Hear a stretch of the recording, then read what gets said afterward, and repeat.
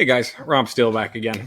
So this game is just a fun one, no tournament game here. Well, I mean it was a league game, so obviously we're both trying, but yeah, not quite as serious for me anyway.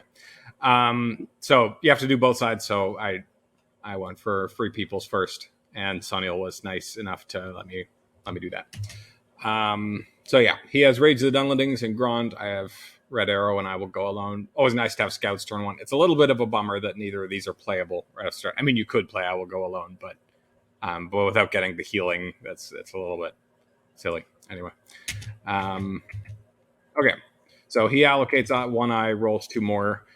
These are, fairly standard movements. I'm a little sad about only one movement, but I mean, rolling a second time against three eyes is pretty likely to get hit. So, I mean, I'd still rather get hit and lose Gandalf, but I'm probably not going to bother spending a ring. Anyway, I move because I'm not going to, I'm clearly going to move at some point anyway. And he doesn't hit me, which is the slightly more probable outcome anyway. So he draws a card, which makes sense. Probably not about to play Rage of Dunlendings turn one. So I do the standard opening moves. He gets Saruman to war.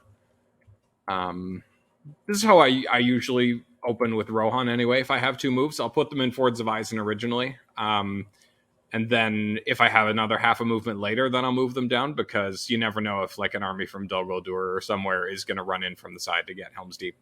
And if they're going to do that, they're going to wait for a turn where I don't have a convenient die to do it. So that's why I think it's helpful to do that in advance anyway. That being said, the downside of that is that if you leave Fords of Eisen, sometimes that just leaves their path to Edoras open. And if all they want is Edoras, then I've made their life easier. So that's happened to me before too. So he gets Saruman. That makes sense. I muster the elves down, and he moves that army. Okay, so I pick up Gwahir and Círdan's ships. Always happy to see Círdan's ships. And he gets a Palantir and Horde from the east. Those are pretty good cards. So he allocates one eye, has to this time, and then he rolls three more. So we're teeing up for a slow game. And I roll, again, only one movement. But I'm pretty okay with that against four eyes, because moving a second time would be, getting hit on 4 dice at 5s on step 3. So the likelihood of getting revealed is pretty high. And you really don't want to get revealed on step 3. Because getting revealed into Moria is potential for a lot of damage. Then maybe you go the longer way. Sad either way. I don't know what to do with these Palantir, so I pick up a card. So that's a little bit sad when Gandalf the Grey is the guide and you have 4 cards and none of them are playable. I mean, I could play I Will Go Alone or Gwahir, but there's nothing really to do with those. I don't really want to separate a companion right now. So I pick up a card and I get Power 2 Great, which is great. That's a very nice card. So he thinks about it for a bit. Right, he moves the Southrons down there instead of the old Forest Road army, instead of the Dol Guldur army. So I play Power 2 Great because, I'm thinking there's a decent chance Gandalf's about to die when I move, so I might as well get that cycle. So now I have 2 Scouts cards.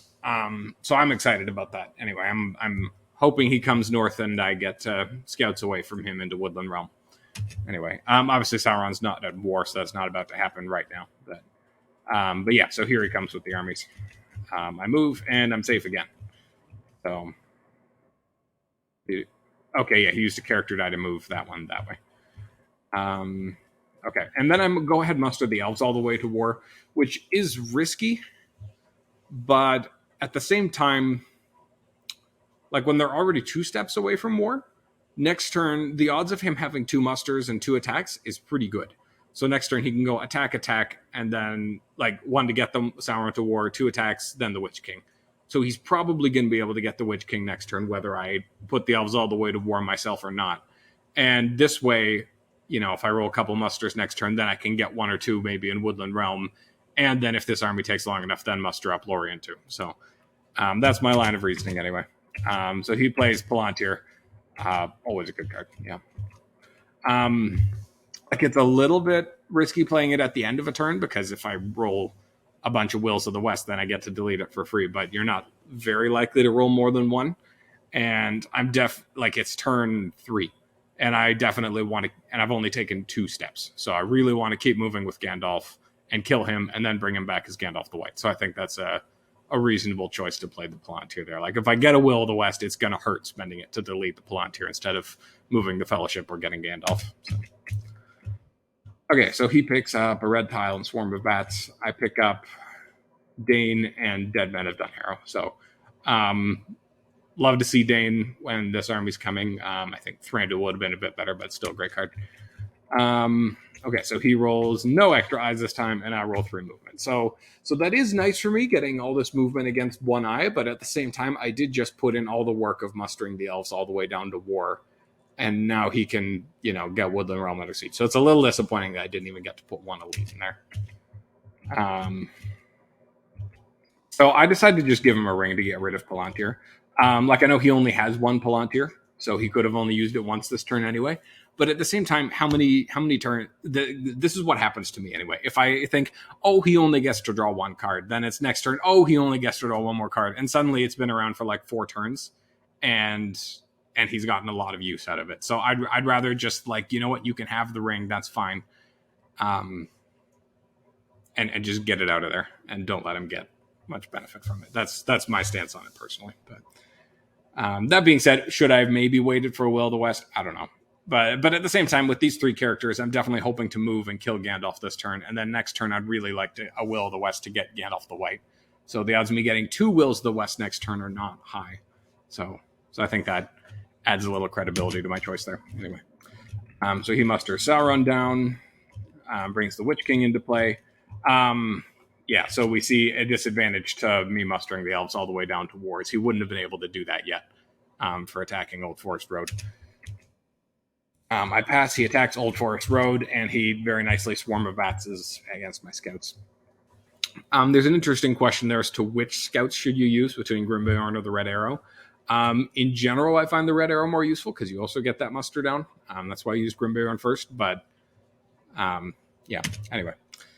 So very sad to see a Swarm of Bats, and he gets the 1 hit, and I don't get a hit. So that went as poorly as it possibly could have, but to be fair, also about what you'd expect, actually, if your opponent does have Swarm Bats. Okay, so I move Fellowship. I'm safe. He has put Woodland Realm under siege and is bringing this army over. So I am quite happy that at least, since I got Power 2 Great into play, and he only has 2 dice, he can take another step closer, and he can remove Power 2 Great, but next turn I still get to go first, so I should be able to put an elite in there. I move again, I get hit, and it's a 0 reveal. So that's a little annoying. I would have liked to not get hit this time and get to move a 3rd time and then get hit and kill Gandalf would be the ideal way. I'd like that. This way, now that I'm revealed, I can't move a 3rd time. I'm going to spend this last die hiding. So of course, I reveal on the far side of Moria, hoping for a reveal tile to kill Gandalf, and I get an eye. So that's also sad that, Saruman and the Witch King are both out there, and I can't kill Gandalf the Grey here. I'm trying, but he's not dying. On the plus side, as he points out, that is fantastic for me corruption-wise.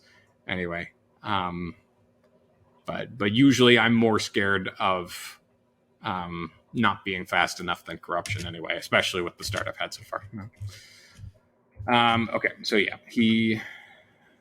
it's always interesting to see what people chucked for Power 2 Great. He throws out the Shadow Lengthens and give it to us. Yeah, I think that makes sense. I'd rather keep Day Without Dawn than Shadow Lengthens. And between Grond or the red tile, that is also a tough call. Yeah, I think I would have kept Grond too. Yeah, that's reasonable. Okay, so I pick up these cards, and he picks up Dreadful Spells, New Powers Rising. I got Paths of the Woses and Ents. I check Paths of the Woses because it doesn't feel like Rohan's about to be attacked, and Sudden Strike isn't that great of a combat card. If I had lots of leadership somewhere, then that'd be great, but I don't have more than 1 leadership anywhere on the board. So, okay, so he allocates an eye, rolls 1 more, and I get my Will of the West. So, again, if Palantir was still there, then I'd have to debate, but I'm glad I used a ring to destroy it. I don't have to think about it. So I move right away here because I don't want, if he does have Day Without Dawn, and he actually did have Day Without Dawn too, so I'm even more glad I played it like this. I can move, then he can muster Saldarans down. Then I can move again and hopefully get hit and kill Gandalf. And then if he musters them down again, then I can, get my Will of the West. And, I can keep my Will of the West and get Gandalf the White. Whereas if I passed and let him get the Southrons down to war first, he can wait and let me recklessly move and kill Gandalf, and then he can hit me with Day Without Dawn and take away my Will of the West, so I don't have Gandalf. So that's my thought. He rolls 2-5, so he almost hits me, but not quite. And he's mustering the Southrons down because he's thinking exactly that. He'd love to delay Gandalf a turn. So I think he's probably just bluffing to make me move fast. Turns out he wasn't. But I figured I'd rather not take the risk and I keep moving anyway. So I'm very happy to see that I got hit. And it's an I, so it's only 1 R, but I'll take it. I just really want Gandalf the White in play, please and thank you. So he goes ahead and puts Lorien under siege. And now I pass because there's no rush. And if I don't have to show where Gandalf the White is coming, I prefer to leave it till later. Just to leave room for doubt. Like maybe he's coming here to play Ents, or maybe he's coming to the Grey Havens because I have Fear Fire Foes or Book of Mizarble. Just if you can leave room for doubt in your opponent's mind, that will leave things. It opens the door for them to be inefficient against what's actually going to happen. So he puts a Nazgul down there, which is reasonable. Yeah, I mean you have a full 5 leadership there in Woodland Realm, so that makes sense. Just in case you do pick up Corsairs, then there's a Nazgul that's ready to go. Of course, it might also be to maybe make me panic. So then I see it and I say, oh no, he has Corsairs. And then maybe next turn I quick sprint mustering down Gondor when I maybe should have done something else. That's also a reasonable thought. One second.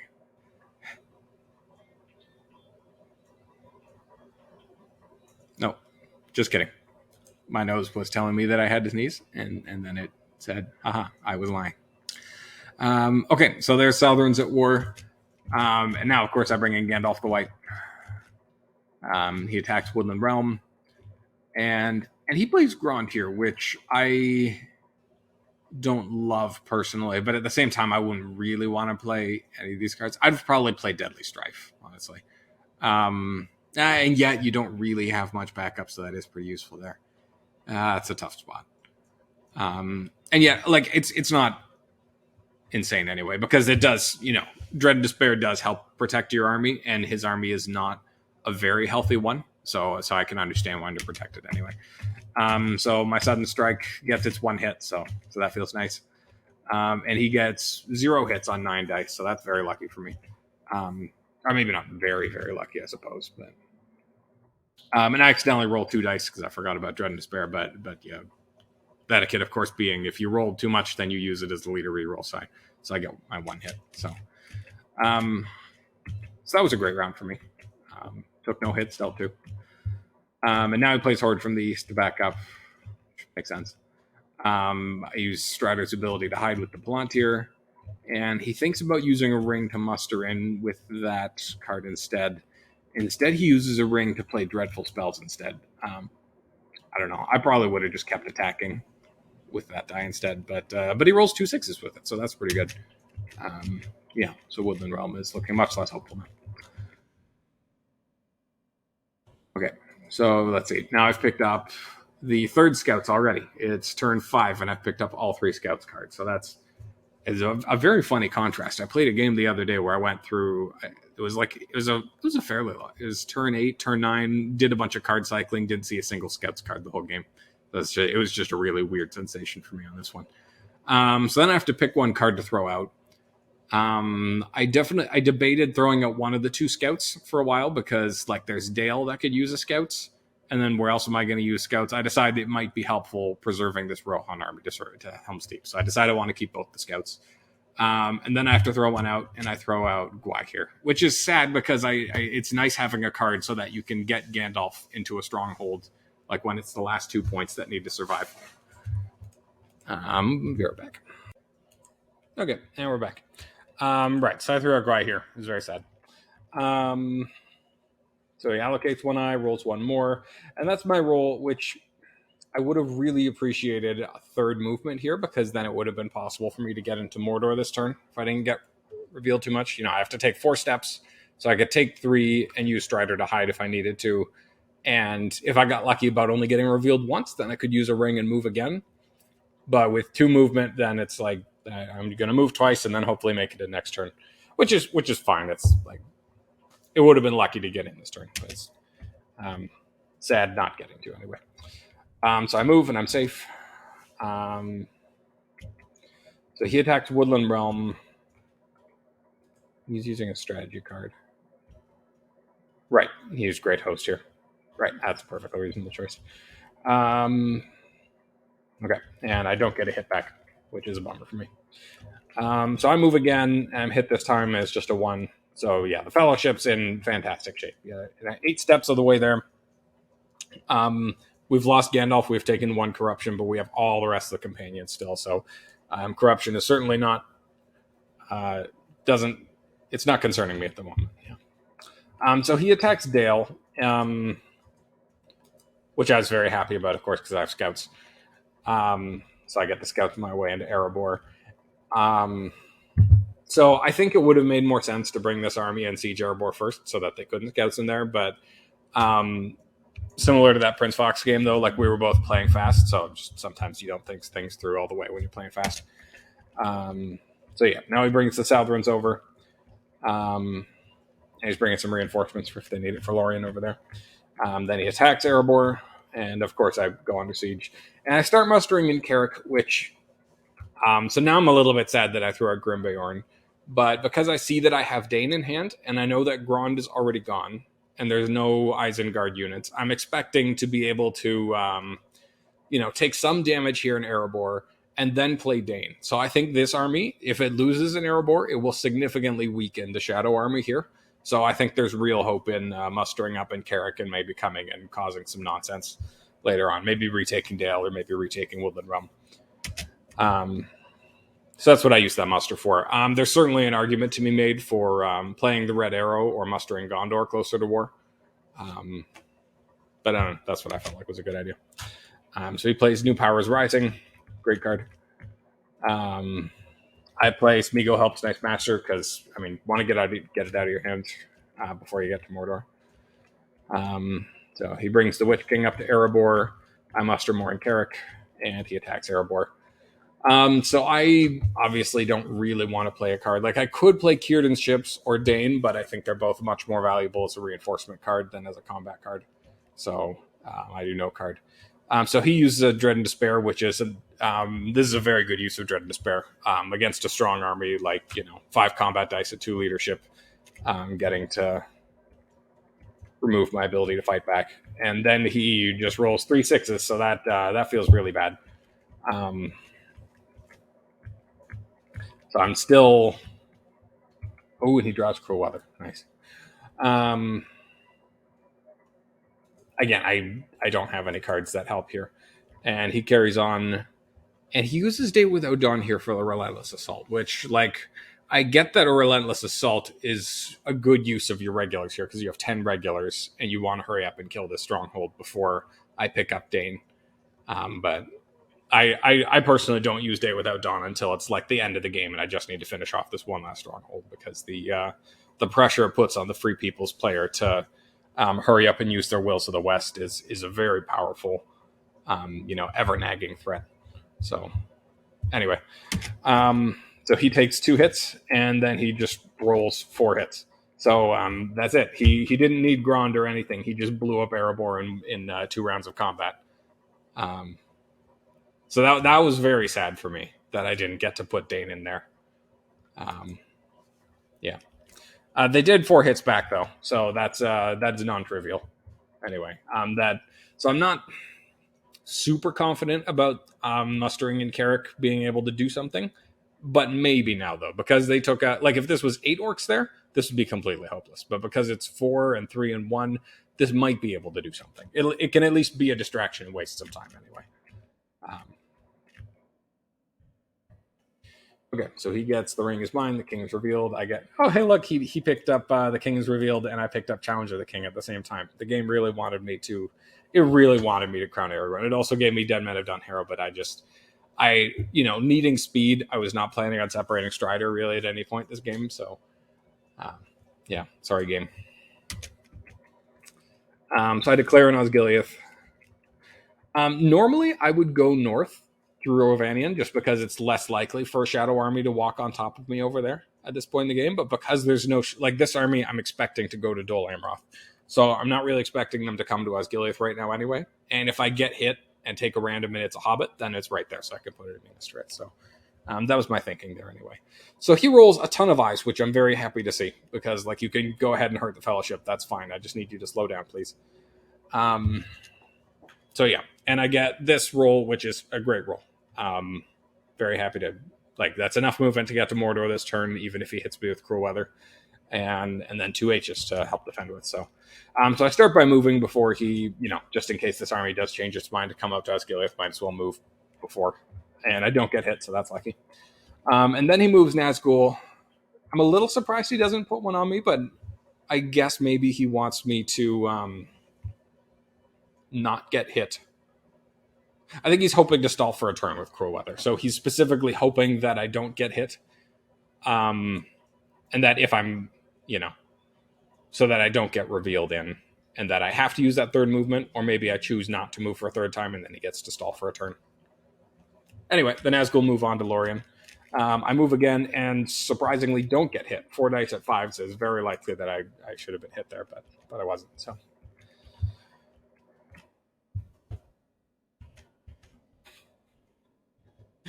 So we got for a little bit, and he carries on attacking Lorien. So I'm very sad now that we're getting to this, that, I had those 2 turns and rolled 0 musters, so this could have been a lot. This could have been a 1-4-1 very easily here. But it's not. So here we are. So I use another sudden strike because, my hand is full. I'm going to have to throw out cards. It's not great here, but oh well, might as well play something. It misses this time. He does a Relentless Assault that gets 3 hits and another one from the Leadership reroll. So it's a very good Relentless Assault from him this game. Because, 4 hits, that's Lorien's almost done. I get 1 hit back. He presses, draws into Pits of Mordor. No card. And he doesn't hit on 10 dice. So that's lucky for me. I got 1 hit back. So, yay, good job, guy. I move a third time here because... I don't know. He might have Cruel Weather. Turns out he did, so I'm glad I did. I know Day Without Dawn isn't coming, but I'm not settled on what I want to do with these, and I am settled that I want to move the Fellowship a third time because they're still in amazing health, and speed is definitely an issue. He's about to be at 7 points, so that's pretty scary. This time he hits me plenty, but it's just a 1, so I happily move up to 2 corruption. So he attacks Lorien. I don't bother playing a card. I thought about playing Confusion here on the off chance that he rolls 5 ones, but it's I'd rather save it for a stronghold where it's closer and I have more of a shot. So. He rolls his 1 hit. I get 1 hit back, which doesn't make much difference, but oh well, it happened. So I carry on Mustering in Carrick because... like I said, these armies are weak enough. I think I can cause a problem here. So he brings Nazgul over to Orthanc, which is Rohan is a very appetizing target. If you do get the Dew and Lorien 7 points, then you look at the board and think, I need 3 points. Oh, look, there's Rohan. It's 3 points. That's definitely what my brain does a lot of the time anyway. So I muster a leader in Carrick and a regular in Rivendell. I'm a big fan of having at least 1 leadership when you're putting together an army to go and cause problems, because if you're defending, leadership is nice, but it's not that crucial. When you're attacking, I think it's a lot more useful because now I could use character dice to attack with this army too, right? There's no convenient companion to settle on it, so I gotta just muster up leadership the old school way. If I am in Mordor and I just really need to stall 1 point and I have a ton of character dice, it might be... It's sad not moving with them, but it still might be nice being able to go, move twice there to attack Dale. And who knows? That it could be the difference between stalling for a turn and not. Anyway. And the regular in Rivendell, because that's the elves, the north, and dwarves are the only nations at war, and I think that's the most likely spot to be attacked out of... all of over here, because there's 10 regulars here. They could go for Rivendell. So he plays the ring. It's mine. That makes sense. Okay, so I pick up Eomer and Wizard Staff. Very happy to see Eomer. That's probably, if you'd let me pick any strategy card out of the deck, I would have picked that one. Wizard Staff, on the other hand, probably would have been the last one I would have picked. Like, I don't know, maybe Gandalf's going to come join for a fight here and it could be useful. Unlikely, though. So I chuck Wizard Staff, he chucks Lidless Eye. Yep, two of the classic most useless cards. Yeah. So I'm off to Mordor. The eyes come back in. It's a very full hunt pool. I only got hit a few times. Yeah, those are the only tiles staying out. And there's only one blue, one red. So this is shockingly close to the start of the game hunt pool. Okay, so he rolls a couple more eyes. And I roll that, which isn't terrible, but it's not great. Like, only one movement on 5 dice feels bad. Yeah, so I was feeling pretty pessimistic at this point. But I moved because I figured, got to move. Might as well move before he puts any more red tiles in there. So I get a 3. I take a random because, like, there was a risk of losing Strider, and that's my hope of going fast. But at the same time, if I just eat it all and go up to 5 corruption and still had 6 companions in there, then next turn he could chug like 6 eyes in there, and then, that's a pretty scary spot to be in. So anyway, I get Legolas, though. Very happy about that. Okay, so he musters in Orthanc. See, what was I thinking about? I was debating whether I should play Eomer now or not.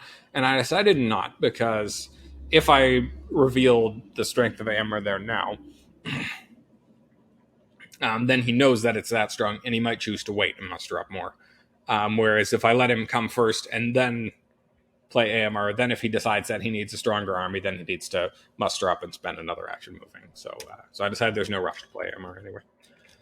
He attacks forwards and uses a character card. I'm glad I saved the scouts here anyway, just because it gets to skip around to combat anyway. And I run back to Helm's Deep. It's possible that this was a poor choice on my part, because now I'm going to play Eomer, right? So now I am wasting a regular. A regular is just going back to the force pool. But at the same time, there's a good chance that if I'd stayed for that fight at Fords of Isen, that he would have gotten more than one hit. And then I'm, and then that would be weaker than the army that's about to retreat into siege there. So yeah, there we go. So I thought for a little bit here about what to do. Because there is a real chance. Like, I thought that he did have Corsairs in hand right now because he put that Nazgul on there, right? And he has Ring Razor brought in hand. So if he has Corsairs, then that's the Palantir to attack Pelargir to get 1 point. And then if he can finish Helm's Deep in 2 attacks, then that's 10 points. So I'm thinking, like, I need to just take him off 10 points this turn, or I might lose. Turns out he would have needed 2 dice to get to Pelargir or to get to Edoras, and he needed to finish Helm's Deep in 1 die, which is not impossible. It's pretty strong in there, so it's certainly dicey whether you can do it in 1 die or not. I was also debating using the Ents to kill Saruman, because I was worried that he had Fighting Uruk-hai. That would certainly increase the odds of killing Helm's Deep in 1 die. And if you kill Saruman, then he can't play Fighting Uruk-hai. But it still just felt... what's the word? I felt like there's a good chance that he might win anyway without Fighting Uruk-hai, and taking away the leadership of the Wargs does nothing, because there's still all this Nazgul leadership here. And I thought that there's a chance that this might make a bigger difference as a combat card for simply keeping the Stronghold alive this turn. So instead, I decide to do some walking. This army is marching out to go and cause havoc. And then I decide to walk this regular over here, because I think, I don't know, if I have enough H's that I don't know what to do with, maybe I'll walk 2 regulars all the way to Dol Amroth.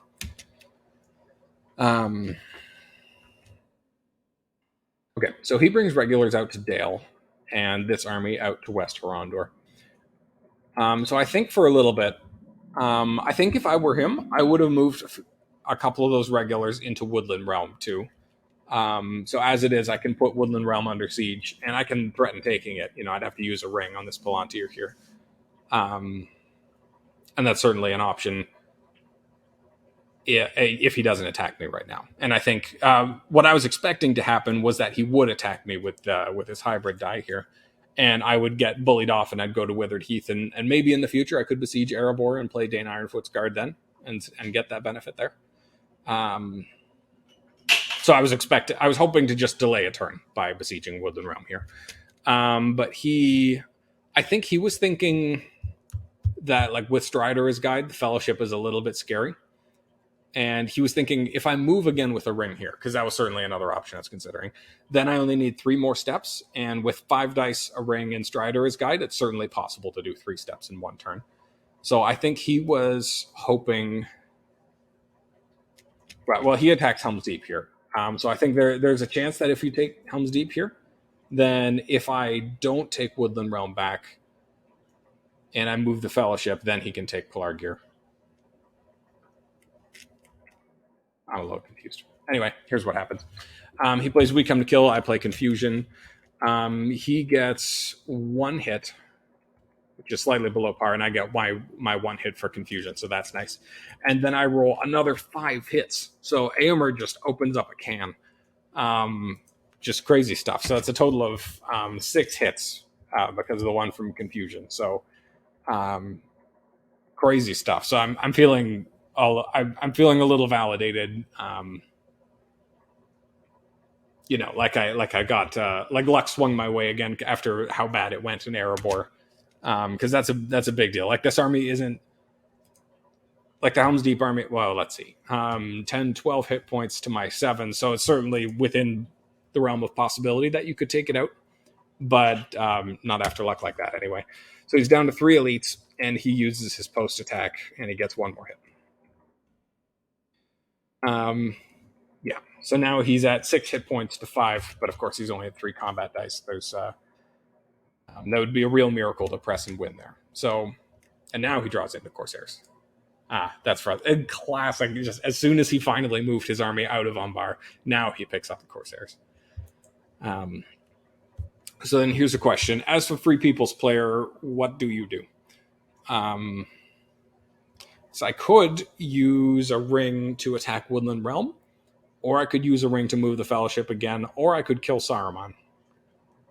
And so I end up killing Saruman because I don't know if I actually should have done that or not. Part A, it's fun. I want to have fun, and I have fun by killing Saruman. So I think to myself that he probably can't attack me from here with this Palantir because I'm not giving him a ring. Turns out he could have. But yeah, I'm so clearly the game's going to 1 more turn, and after how poorly that battle went for him in Helm's Deep, I think there's a good chance that the game's going to go for another turn after that. So I think the value of killing Saruman is certainly there, and if there's going to be 2 more turns to the game, then I still have plenty of opportunity to use my 2 rings.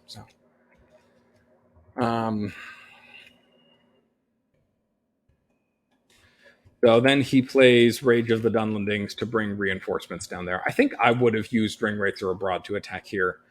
But then again, who knows? Then maybe I would have attacked Erebor. It's going to be a mess here either way. Okay, so he picks up Half-Orcs and Goblin Men, and I think he just drew up Lure of the Ring and then threw it out. Anyway, and I picked up Swords and Eriador, and There's Another Way. Normally, picking up There's Another Way on the Mordor track is fantastic, and I'll save it for the event. But I'm kind of thinking already that this is probably just going to be a heroic death because I still have 5 companions to mow through. So, and I don't really want to risk losing Strider if I don't have to. So he rolls no more eyes, which is probably a good thing for him, honestly. Oh yeah, I guess he could have gotten them out last turn. It's easy to forget about that. I forget about that sometimes. So I attack Woodland Realm now because, like obviously, if you can retake a stronghold, that's an amazing idea.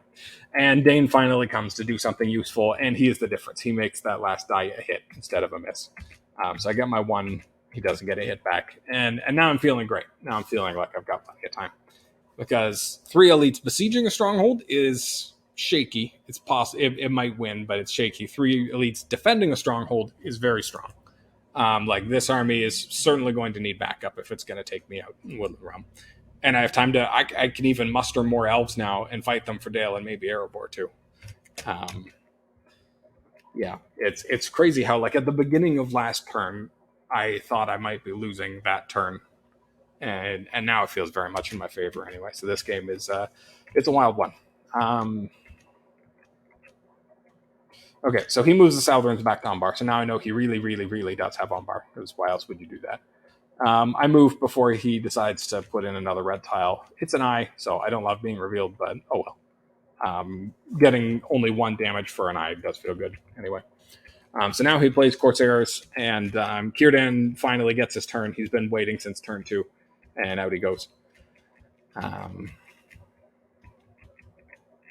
So he brings in the mouth, and he uses the mouth ability to start puttering towards Edoras. I think that's, yeah, there's definitely a way that this works anyway. If that army holds on to Dale, this guy takes Edoras, you take that stronghold, and that stronghold, then you can win. So I guess that actually could have been done this turn. Like 1 to take Edoras. Oh, you'd need a ring, though. Oh, no, you wouldn't.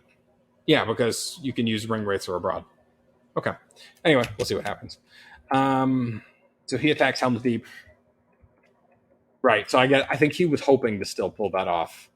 But I think if he was, he should have walked into Edoras first, because what if I used this muster to muster a unit there? Now that's not free anymore. Right now it's free. So I thought about doing that, but I thought it was very unlikely that he wins the game this turn. So I feel like I'm just going to hide and then move again. You know, use Strider's ability while I can anyway. So he attacks Helm's Deep. I see that's a strategy card, so I use Advantageous Position. Turns out to be useless. Oh well, here we are. So he rolls only 1/6, slightly poor luck, and I roll another 4 hits. So yeah, just a very strong Rohan today. He's taken 10 damage over just 2 rounds with Helm's Deep. So his weak come to kill gets 1 hit again this time though on just the 1 die though. So that helps anyway. So he says, "Gotta get lucky." I think impresses, which I think is the correct call, because I can take 1 more step. So I think trying to win this turn makes a lot of sense to me anyway. So now he used Erebor thing. So it turns out I should have waited and used Advantageous Position here, but obviously I have no way of knowing that. So now I use it for the Heroic Death, because I think, the Rohirrim have fought hard enough. They've earned it. They've earned my very last card as a combat card to defend them. So he gets 2 hits. I get 2 hits back. So I'm quite okay with that. It's 3 regulars against my 2, so there's good odds I can hold on, and there's no way for him to win this turn. So he tries again because I don't know. You just want to get it finished anyway. Plays Worn with Sorin Toil just for the cycle. Doesn't get a hit. I get 1. So that's a bit bad luck. I think mathematically with his 6 dice and my 3 that hit at 5, we both should have gotten 1 hit. So anyway. Then he picks up a Sealder's Bane. I move. It's another 1 reveal. So I'm a little bit sketched out about this, but it's been 1 corruption, 1 step at a time, and it feels bad taking a random for just 1. So here we are anyway. So he picks up a card. I guess he's hoping for more red tiles. I think that makes sense. Because I'm revealed, so start of turn I at least have to hide first. So if he did pick up a red tile here, he'd have time to play it. So okay, so I pick Imrahil and Athelas, both good cards.